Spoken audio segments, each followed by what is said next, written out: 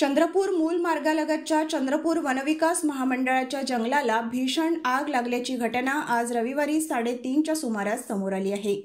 आगीने रौद्ररूप धारण केले असून आग आटोक्यात आणण्यासाठी वनविकास महामंडळाची यंत्रणा शर्थीचे प्रयत्न करीत आहे।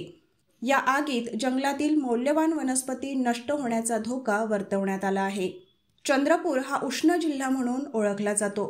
येथे मार्च महिन्यापासूनच तापमान चढायला लागते। सध्या स्थितीत 40च्या आसपास तापमान आहे। याच वेळी दरवर्षीच आगीच्या घटना समोर येतात।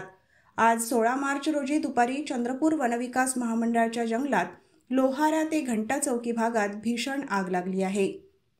चंद्रपूर ते मूल महामार्गालगत हा भाग येतो। आगीत खूप मोठ्या प्रमाणात जंगल जळत असून आगीने रौद्र रूप धारण केले आहे।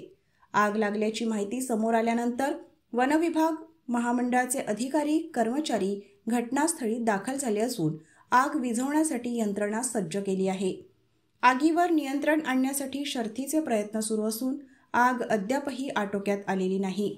कडक ऊन असल्यामुळे रस्त्याच्या कडेने आगीच्या ज्वाळा भडकत आहे। ज्या भागामध्ये आग लागली आहे त्याच परिसरात सागाचे घनदाट जंगल आहे। तसेच पानगळ झाल्यामुळे जंगलात पालापाचोळा पडला असल्यामुळे आग मोठ्या प्रमाणात भडकत असल्याचे चित्र आहे।